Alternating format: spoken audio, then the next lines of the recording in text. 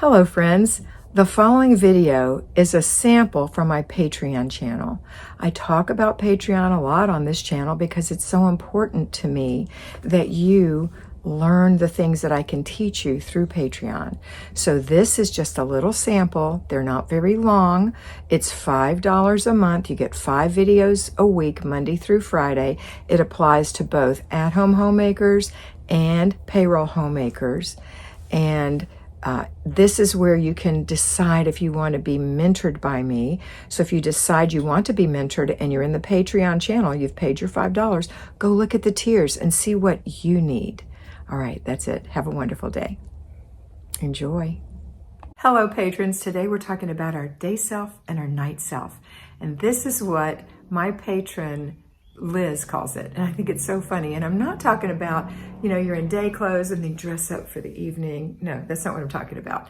I'm talking about the person who is your imaginary self or your day self and your real self. That's your night self. So it's almost like when you buy something and at the end of the day you have buyer's remorse, your real self says you didn't follow your budget. It's the same thing. We have this imaginary self. This imaginary self thinks we can do all these wonderful things. And this is how we get overcommitted or we overbuy and we clutter our homes. Either one of those things, cluttering our life or cluttering our homes, is not a good, healthy thing for us to do. Our night self, our reasonable self, reflects back and says, oh, dear. So let's think about some things that you might be doing and see if you see yourself. We're going to talk about the things that we buy first. Okay, so you buy yarn and knitting needles or crochet needles and books on how to do this. And you might really crochet like me. I can really crochet. I don't have time to crochet. It's not the real me right now. So it's best if I don't go buy those things, but you might still be doing that. Oh, I want to buy this and I want to buy that. In fact, I just saw something advertised the other day, that was Afghan of the month. And oh my gosh, they were so beautiful. And I thought, oh, I want to do that. I don't have time to do that. That would just be more clutter in my house that I would end up giving away at some point because it would just be cluttering up the house. So that's an example of a day self. Another one would be, oh, I really want to do watercolors. And if you really don't have time to do watercolors, you haven't dedicated time to learn how to do watercolors and practice, and you really enjoy it, and there's nothing saying that you don't have the time and that you might want to buy watercolors and you might want to practice and discover you don't even enjoy doing it, that's fine. That's not an imaginary self. But an imaginary self is one that says, I'm going to do all these things, and while I'm at it, the watercolors, let me get some oils because I might want to work in that medium too.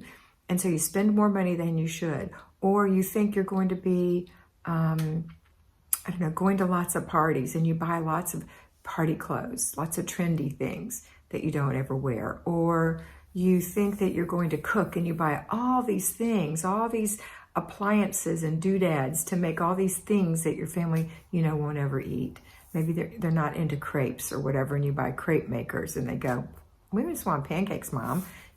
So you're buying all these things, and I know that you can tell me some are on the tip of your tongue right now, things that you've purchased. And then the other part of you is the part that overcommits. So that's when you go to church and someone says, oh, we really need a nursery school teacher for our little preschool group, and it would only be Sundays at 1 o'clock and blah, blah, blah. And you think, oh, I've always wanted to do that. I would be a perfect preschool teacher for these children. Let me sign up.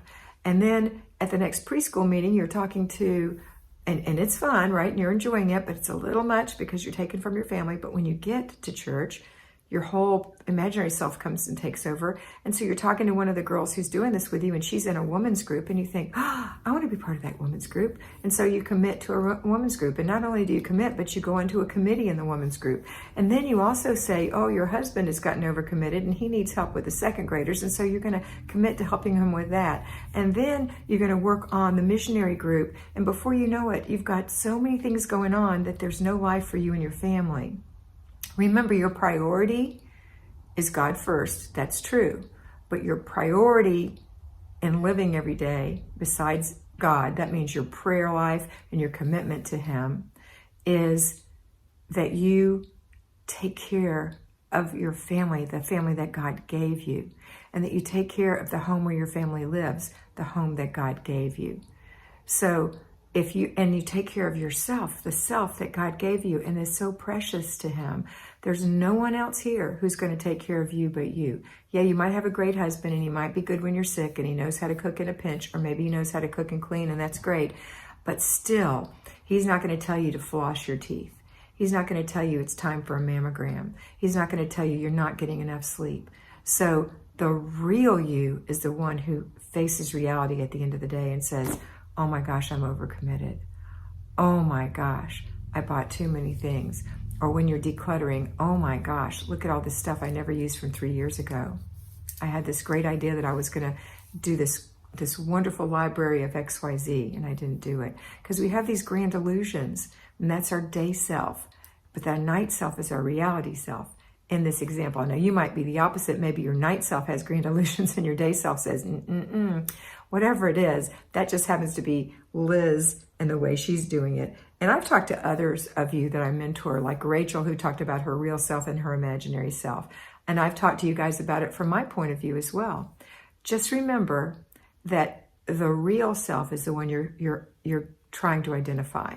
The night self is the one you're trying to identify. The one who has a head on her shoulders. The one who's budgeting not just her money, but her time. The one who is making time to do things for her family. And you may not have a family. It may just be you, but still you may be overcommitted and you're not doing enough stuff for yourself. Okay, so I want you to think about that today. Think about your imaginary self and your real self, your day self and your night self. Have you overcommitted during this pandemic period where we are kind of forced at home?